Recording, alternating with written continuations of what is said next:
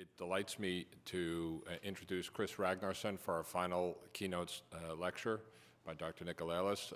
Chris is the chairman of the Department of Rehab Medicine, and there's no one better suited to introduce Dr. Nicolelis based on Chris's leadership internationally in developing models of rehabilitation for spinal cord injury and similar injuries. So, Chris?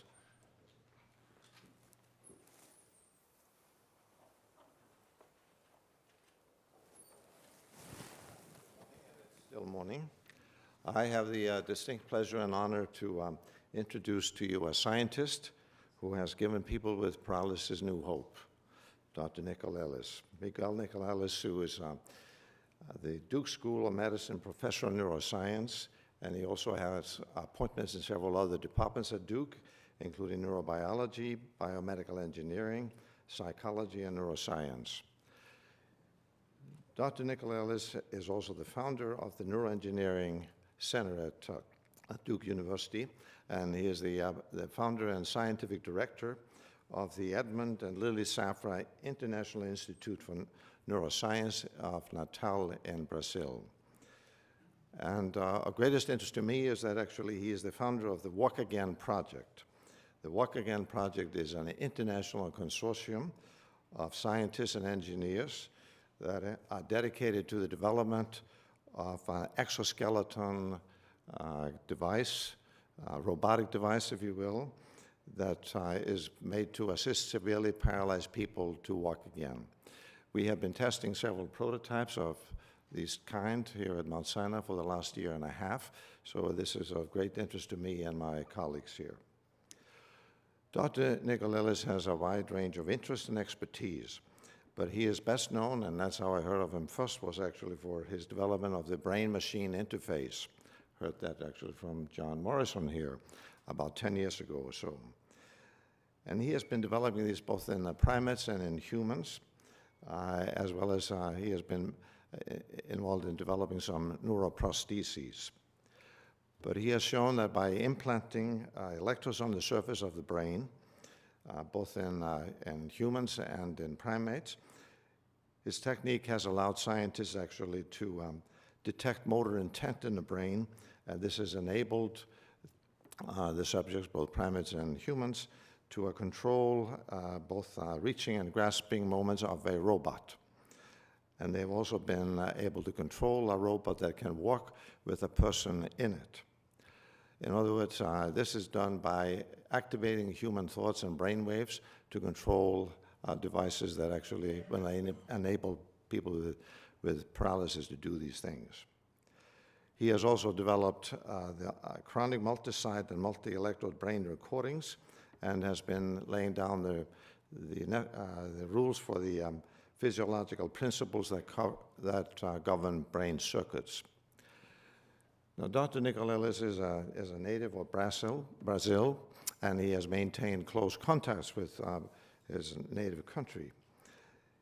He has been a leader in the efforts there to strengthen science education, technology, and innovation, and he, as such, has been appointed by the President of Brazil as the chairman of the President's Commission on the Future of Brazilian Science. And being from Brazil, he is obviously a soccer fan. And those of you who may have watched the World Cup last summer, particularly the opening game, that Dr. Nicolelis had led a team of scientists to enable a child with total paralysis to actually make the kickoff at the beginning of the games. He has also received, obviously, numerous honors and awards, and too many to account in this brief introduction.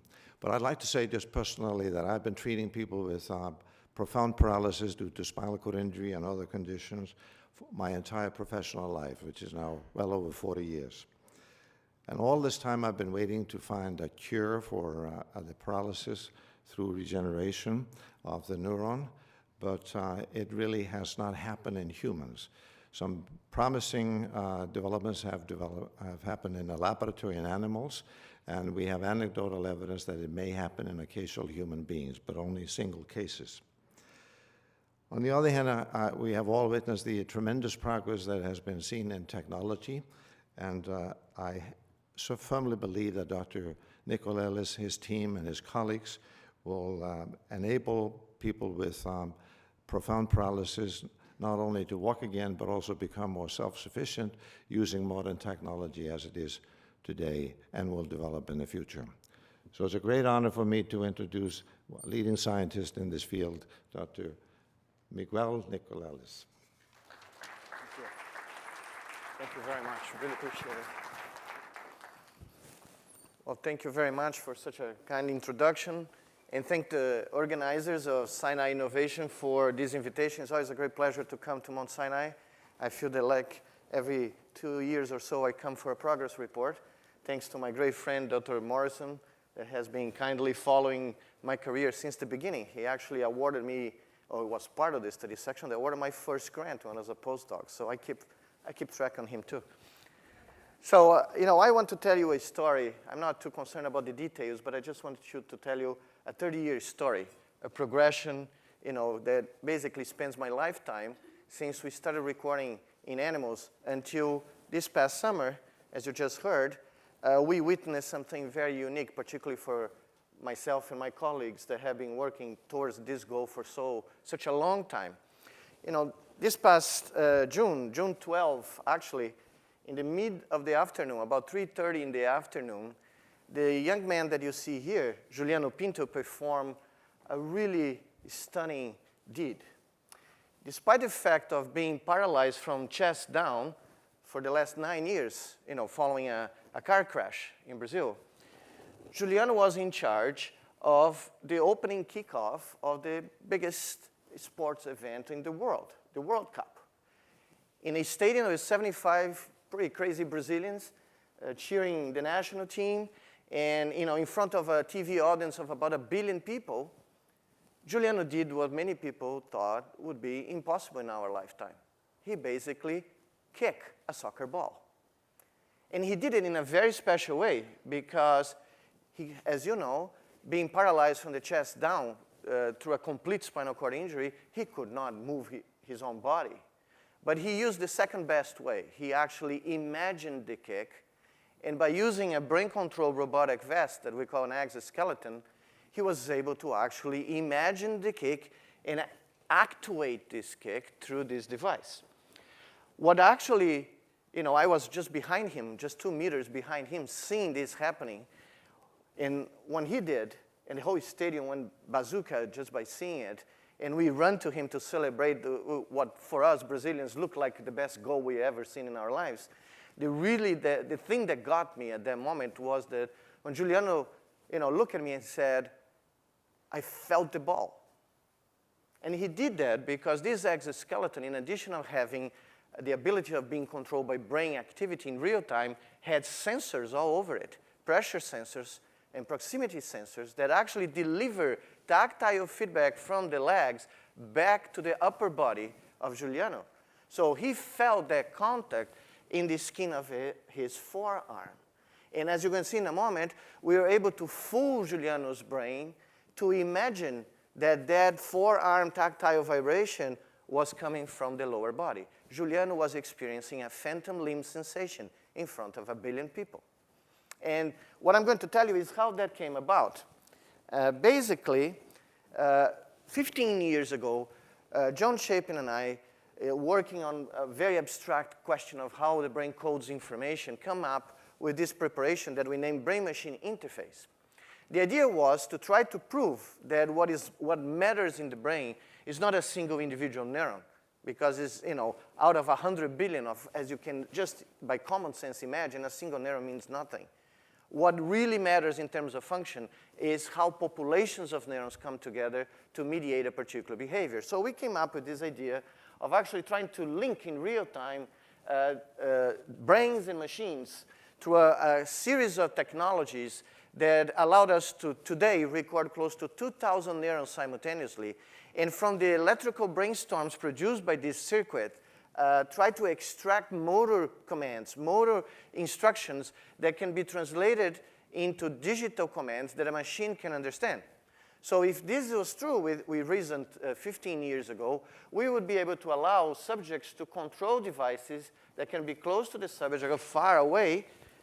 Oh, thank you, to basically enact their voluntary will through a machine without actually having to engage the body, without having to move the body. So soon after we proved this in a few experiments that this would work in animals, we actually proposed, this was 2000, in 2000 we published a series of papers where John and I suggested that perhaps this could be used to build a neuroprosthetic device to restore mobility in severely paralyzed patients by simply bypassing the lesion and using computation and electronics and robotics to actually allow the subjects that are now paralyzed but still can continue to imagine the kind of movements that they want to perform to actually transmit this voluntary motor will to a device. And at that time, we suggested that there would be a robotic body, a new body that would carry the patient's weight and actually enact his or her voluntary will. So that's what we actually started pursuing. And then about 5 years ago, I basically thought that given what we had accumulated in terms of animal work, allowed us to imagine that this could actually start to be translated into human work. That's when we founded this consortium, the Walk Again project, that now congregates more than 150 people around the world in 25 patients covering the entire planet. And I may say this is a totally non-profit consortium. Everybody involved here, all the PIs are working voluntarily. You know, only the students, of course, and postdocs and technicians are being paid. Everybody's opened up their patents. Everybody's collaborating in an international effort that was basically funded by the federal government of Brazil to actually allow us to come together and converge all these different technologies in order to build what I'm going to show you now. And it turned out that I happened to be, by a gist of luck, in the room of the president of Brazil one day, in the office of the president, and when we were discussing the possibility of doing something for science in the opening ceremony of the World Cup. And that's when the idea came that perhaps we could have, during that ceremony, a demonstration that showcased what the future may be in a few years when these technologies come to become routine in clinical practice. Well, as a result of these collaborations, we basically harvest the resources distributed around the world at Duke, in our friends' laboratories in Europe, but also build infrastructure in Brazil that didn't exist in the country, like one of the most advanced neurorobotics laboratory in the world right now that mixes rehabilitation personnel, computer scientists, engineers, neuroscientists, and selected a group of 8 patients that were the first volunteers to work with us in this project. These are 7 patients with a complete spinal cord injury, and 1 patient with an incomplete spinal cord injury. All injuries are from mid-thoracic or lower thoracic down, and all of these patients have basically been followed up in one of our partners' hospitals for many years. So we had a very complete description of their cases. Well, to basically go about this idea of implementing the first brain-machine interface for locomotion, a team of engineers from several countries came together and built this device that we call BRA-SANTOS Dumont 1. This is a 15 degree of freedom exoskeleton that uses the latest technology in hydraulic transmission to allow brain activity to be used to drive locomotion patterns under the command of the patient's voluntary motor will. Since we're basically designing a general purpose machine, what we did was to basically create a device that can take any type of brain-derived signal that is available in a patient. It can be from the most invasive intracortical recordings, that's what I have been doing for 30 years, recording in rats and primates, as you're going to see in a moment, to all the way to the other extreme that we actually use, non-invasive methods like recordings from the surface of the skull, from the scalp, electroencephalography, multi-channel electroencephalography. The advantage of this approach is that anything that a patient can give to us, we can take into account to participate in the general controller of this device. But I think that the greatest innovation of this system was basically the technology that went into providing rich streams of feedback to the subject while his or she is walking or using this device to locomote in a particular environment. And this was, innovation was basically the contribution of two of my best friends, Gordon Scheng at the Technical University of Munich, who developed these flexible printed circuit boards that have pressure, proximity, and temperature sensors embedded in them. So if you link them, as you can see here, and basically place them in this plastic material, you create a almost artificial skin, something that we can apply in different key locations of the exoskeleton to provide feedback to the subject. So this skin can be applied on the surface of the foot, in the knee, in the hip. So every time that the foot contacts the ground, for instance, a pressure wave is generated and then can be delivered through a haptic display that we basically call a smart shirt. It was created by another of my best friends, Hans Blohr, from the Polytechnic School of Lausanne in Switzerland. And basically, the patient starts learning how to use the skin of the arms as a way to feel how the lower limbs are moving in space as the exoskeleton does its job. So by doing that, basically working on the convergence of all these technologies, we also developed a complete new paradigm that has, as you can see here, 5 steps of training. So it's a very intense neurotraining paradigm, because our working hypothesis was that we should basically focus on inducing functional plasticity at a cortical level to allow these patients to take full advantage of the technology that we're implementing to them. So as you can see, these are lots of hours of training that went from the first stage where the patient is first learning to modulate his brain activity just to generate the kind of motor commands needed for standing, walking, and in our particular case, kicking a soccer ball. So that took as you can see, a lot of sessions for the patient to basically learn to interact with the interface that captures these brain signals using this non-invasive technology. Next, as you're going to see in a moment, we basically placed this patient in a virtual environment.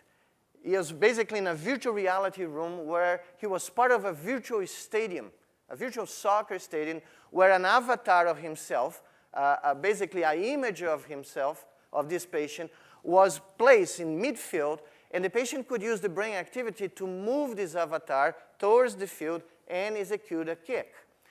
Every time the avatar stepped on the ground on this virtual field, tactile feedback was delivered to the arms of the patient. So the patient's brain could be conditioned to learn what was going to happen when we move the patients to basically, first a commercially available robotic device that everybody knows, the local mat from Switzerland, and then finally to our exoskeleton.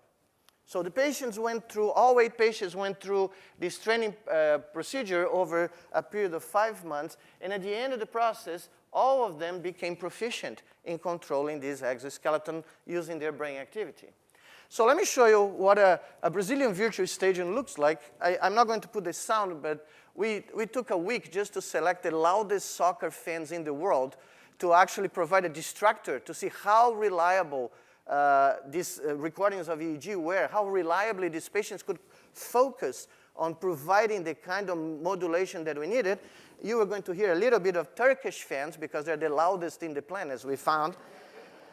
But everything that you see here is being done by the EEG signals moving these avatars. This is one of our best patients, and you can see that the avatar is standing up under the control of this state machine that we're using, is walking, and is going to kick a virtual ball. As the avatar is doing these movements, our patients are feeling, as I told you, all these fake or artificial proprioceptive and tactile feedback. So we are trying to make the brain, or fool the brain, to generate a phantom sensation of the lower limbs by using the arms of our haptic display interface. And that's exactly what happened, as you're going to see in a moment.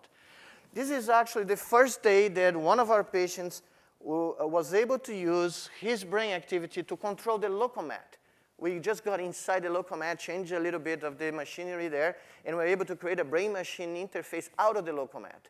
And as you can see here, the patient is using the EEG to actually trigger the beginning of the locomotion, and then the speed with which he's walking, and finally when he wants to stop. And throughout this period, not in this particular movie, but throughout this training with the Locomat, patients were also wearing this smart shirt to learn to get this tactile feedback.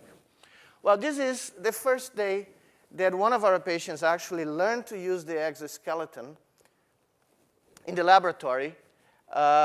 This is a patient that is actually a para-athlete. He's a swimmer who, again, had a car accident and lost, the ability to move. He has a high lesion, and yet, as you're going to see in a second, he's using the EEG inside the helmet to actually, as you can see here, the blue light is the indication that he got the right pattern out of his brain. He gets a feedback from lights to indicate that he's doing it correct. And now he's controlling the locomotion of his legs, and he can actually vary the speed, and he can do, and he's feeling. He's wearing the shirt, so he's feeling the arms, what is happening when the knees flex and when the foot touches the ground. There's a lot of light, but you can see a smile opening up, because this was the first time that Bruno was up in a vertical position in an exoskeleton that can move after 9 years of being in a wheelchair. And I don't need to tell you all the physiological changes that go through in a body. Is not only not being able to move and not being able to follow. There are cardiovascular problems. There are gastrointestinal problems. There are psychological issues. There are a variety of clinical modifications that all physicians that deal with these patients are more than aware of it. And what I'm really, and since I went to medical school, never practiced, went to do basic science, and I'm coming back to see patients after 30 years, it was a real big emotion to feel, not only that these guys now can be upright and walk, but to see, for instance, that 2 of our patients who became hypertensive because of the spinal cord lesion are now normal tense. So the cardiovascular function was improving in every single patient. But in 2 cases, they don't need to take beta blockers anymore. They basically just need to walk in the exo 1 hour a day every afternoon. Gastrointestinal function, every patient had an improvement in peristaltic movements. So they basically now have a routine that they couldn't have before. In terms of psychological evaluation, these patients who were borderline depressed are now in a very high mood because they feel that they are gaining again independence and can do things that they couldn't do before. In fact, I didn't have the sound, but at the end of that movie, Bruno looked at us and said, I need to ask a favor. I said, well, what is it? All of us were crying in the room, but he's saying, when I get married and I need to walk the aisle, I need this exo. I said, no, you can have it. Don't worry about that. So I cannot show you the details of the opening ceremony because, believe it or not, FIFA doesn't release the images because they own everything. They want a fortune per second, and I don't have that kind of money to pay. But it so happened 3 minutes before we went to the field that there was someone walking around with a cell phone. We don't even know who they are. And the cell phone is shaking a little bit because this person was very emotional, by taking the last kick before we went to the field. We actually did 56 kicks in the stadium, and Juliano got 55 correct, which is better than the Brazilian national team did, actually. So what you're going to see is what we showed in the stadium. And it's better because there is not so much of sunlight. So you can see the lights that we prepared. Basically, you're going to see these blue lights pulsating, meaning that the exo is on. So it's basically, Juliano can transmit EEG signals to the exo, and the exo is sending feedback already. And when you see these 2 streams of light coming from the helmet down to the legs, that we create this for kids to give them a feeling what a brain-machine interface is. It's things coming from the head down to the legs, like if these hydraulic lines were the nerves that cannot work in this case, you're going to see that Juliano made a decision and took the kick. And it's amateur footage, and the phone is shaking a bit, but you will be able to see the exo is working now. Juliano took the decision to make the kick. He now basically allows the exo to do it, and he kicks the ball. And celebrates, by the way. The most stunning result, we just presented this yesterday, and that's the reason I would like to thank the organizers for being able to move my presentation to today, because I was at the Society for Neuroscience yesterday presenting this to a crowd of my colleagues. The most stunning result we saw in these patients is still neurological, but it's something that I never imagined I would see in my career. That's neurological improvement of patients with complete spinal cord injuries. So despite the fact that they were classified as ASIA A patients, using this clinical classification of spinal cord injury, at the entrance, when they came to the hospital and when they came to our protocol, they were confirmed to be ASIA A. In all these patients, we saw an improvement in both tactile and motor function. So in terms of tactile function, what we saw is that on average, at least 1 or 2 segments of improvement below the level of the lesion in terms of feeling tactile stimulation, either normal tactile stimulation or nociceptive stimulation. In the case of Juliano, which was the patient who basically had the most intense training in the last month, you can see that he went from T5 on the left side of his body, from T5 to T11. So almost 5, 6 segments of improved tactile perception. In 4 of our 8 patients, we could detect EMGs, EMG activity, and some muscle contractions in segments below the level of the lesion. This was absolutely unexpected. We didn't really expect to see any of this. And that basically raised a hypothesis that we are going to now continue to test, the possibility that even in some of these patients, the very few fibers that were left, perhaps, that were spared by this lesion, could be reactivated by the process of cortical plasticity. By retraining the brain of these patients, perhaps we were able to actually turn them on, these axons, and since these axons are still connected with the periphery, basically restore some tactile or motor function. So you can imagine how the patients reacted when they saw the end result of this. It was really a very amazing feeling. But the most important, besides the neurological recovery, the most important scientific findings that we obtained have to do with what we call in our field a sense of agency. For many years in our work we did in primates, not only in our laboratory, but other colleagues around the world, it has been proposed that if you start using a tool a lot, if you become very proficient with a tool, let's say a golf club, or a tennis racket, or a car, or a soccer ball, that with practice, this tool is assimilated by the brain as an extension of our body schema, our body representation. And this has a lot of evidence with a variety of studies. And we actually test this in our patients. And this is one of the results. We randomly vary the speed of the exo in each of the sections without telling the patient. The patients didn't know what the speed would be when they started a session of, let's say, 12 steps in the laboratory. And as they performed the 12 steps, at the end of that, we asked them, how did they feel with the experience? They felt like, one, a machine was carrying them. Or they felt like 5, I'm walking by myself. I actually don't feel the machine there. So when we plotted these randomized sessions, we saw this striking linear relationship suggesting that as the exo speeds it up and it crosses a threshold that gets much closer to normal walking speed, the speed that we all are able to produce, the patients start feeling that they are the ones walking.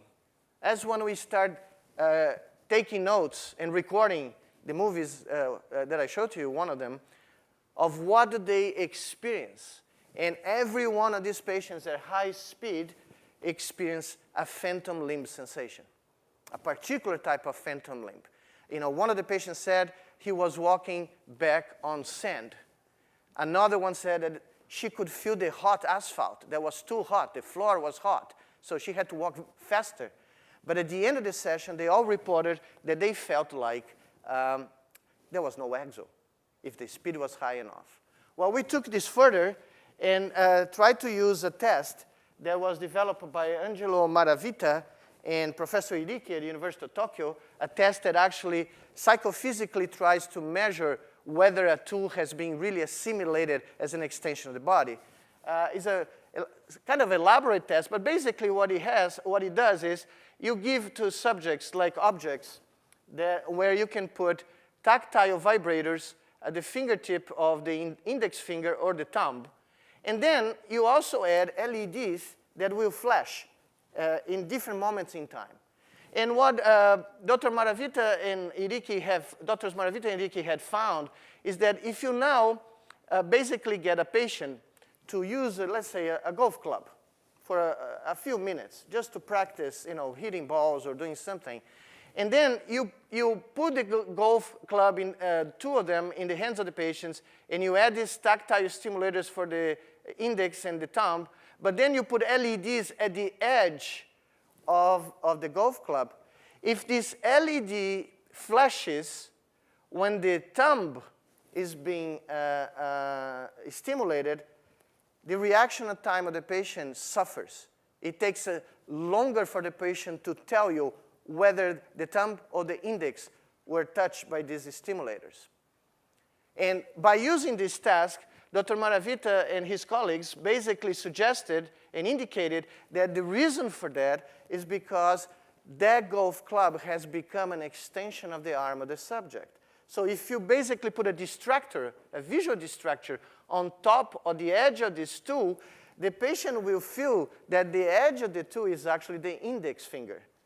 And so if you deliver that flash of light at the end of the club, the patient will get confused if the tactile stimulation is delivered to the thumb. It's incongruent. It doesn't make any sense. I'm feeling touch on the thumb, and I'm feeling something else on the index. What is the answer of the task? So that's when the reaction time goes up, as you can see here. So we actually create a version of this task to our patients. And during the virtual reality sessions, we put virtual distractors on the tip of the foot, like in the toe, with the big toe, and while we deliver tactile stimulation in one of our stimulators close to the wrist or another one close to the elbow. And we ask the question, where is the tactile stimulation being delivered? At the wrist or at the elbow, in the absence or the presence of this distractor at the tip of the exoskeleton while the avatar is walking? And long and behold, when we look at the data, we realize that when the avatar is walking and you put a distractor on the tip of the toe and you give a stimulation close to the elbow, the reaction time of the patient goes way up, as predicted by Maravita, suggesting that that avatar leg has been incorporated as an extension of the patient's body. So the sensations that they reported to us in a subjective way could be confirmed by this psychometric analysis, suggesting that the exoskeleton became part of the patient's body. Well, I told you that it took 15 years to go from an animal experiment or a theory to this exoskeleton. Things now are speeding it up, and that's what I'd like to show you very quickly. 5 years ago, in a study that shocked a little my friends who work in Parkinson's disease, because our lab never worked in Parkinson's disease, we suggested that a new interpretation for what it is that we should be doing in Parkinson's when we try to treat these patients. When we look at records of Parkinsonian mice and rats, what we saw neurophysiologically is that the brain of these animals, when they become Parkinsonian, looks like they're having a seizure, a big subicortical seizure. Neurons are all synchronizing very precisely and producing the tremor and the freezing that characterize Parkinson's. Well, since I had worked with seizures before in a different life, I suggested to my students a completely different approach to treat these guys. Forget L-DOPA, forget deep brain stimulation. Let's stimulate the spinal cord, the dorsal funiculus of the spinal cord, and send a jolt of electricity at a very high frequency that interferes with the seizure, and it terminates it by a phenomenon of phasic destruction. So we basically found the correct frequency, we sent these pulses, and long and behold, the seizures were gone. And the effect could not be more surprising. This is a mouse that has been depleted of dopamine and is frozen in the corner of the cage. It's Parkinsonian. Is showing all the symptoms that we see in rodents when we do this kind of deprivation. Cannot move despite the fact that it's looking forward to drink sugar water coming from this little tube here. And you're going to see in about 10 seconds when the spinal cord starts being stimulated with the correct frequency, this guy now can drink sugar water because now he can move. And here he goes. It's instantaneous. So the tremor is gone, the freezing is gone, and the little guy can go there because the seizure is gone. The brain is not oscillating at this pathological frequency anymore. It goes there and drinks sugar water. Well, of course, some of my friends came and said, okay, this is beautiful, but this is just a rodent, just a rat, a mouse. Who cares about it? Well, in Brazil, we developed a marmoset model of Parkinson's disease. We just published this 2 weeks ago. This is only 5 years after the rat experiments. And as you're going to see, when this orange light appears here, and the spinal cord of this Parkinsonian marmoset starts to be stimulated with the same frequency that you saw before, this becomes a true Brazilian marmoset now. It's going to climb, it's going to look for the piece of mango that is on top of the cage, because that's what is attracting the marmoset to go up. And it basically, the freezing and all the problems is gone.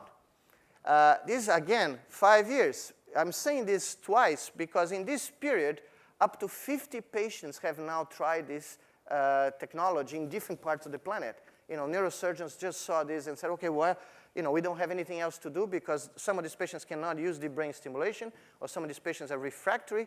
The effects are not, working anymore, or they cannot correct axial symptoms after DBS, or they cannot be, operated for DBS because it's a very invasive procedure. Just 3 years ago, our French friends in Paris sent this video to us of a patient, there's one of these 50 patients, who basically had a dorsal column stimulator. Oops, why is it not working here? Yeah. He one day, he had been implanted 20 years ago for chronic pain in the spinal cord. And one day, he woke up in 2011 and called his physician saying, look, I cannot move. I'm shaking all over. I cannot do anything. Well, the battery of the stimulator went down. Basically, it was not working anymore. And when they replaced the battery, that's what you see on the right side. All his Parkinson's symptoms were diminished significantly. So he has a lot of difficulty standing up and moving and walking. You're going to see in a second that with the stimulation working at the frequency I showed to you, very high frequency, he basically will be able to walk without problem.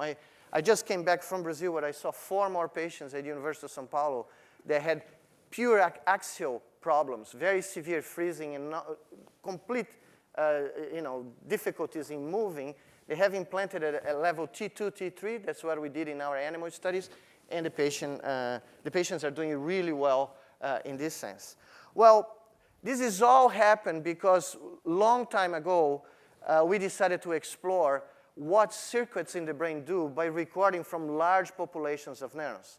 This effort has spread all over the world now. 30 years ago, if you said in an audience like this here in New York that you want to record 20 neurons simultaneously, people will throw stones at you because there was no point. People thought we would understand the brain by recording one neuron at a time.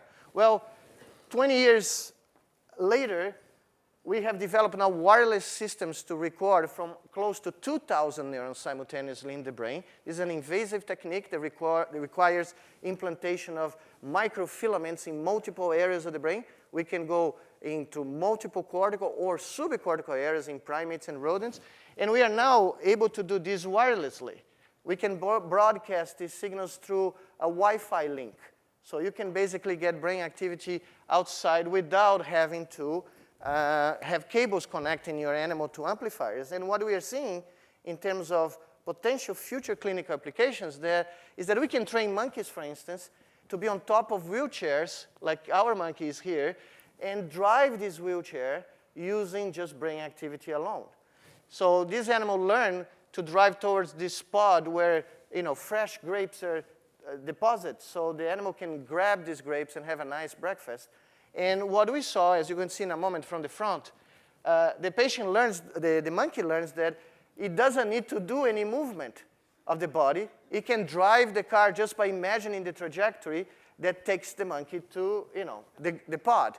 So this spring, we are hoping to have the first slalom competition of monkey wheelchair drive in our lab, because we are going to have these monkeys driving in a very complex pathway, so they actually elaborate much more complex trajectories just by thinking. All of this that I'm talking about basically zeroes in one of the most fundamental properties of the adult brain, and that's cortical plasticity, or brain plasticity.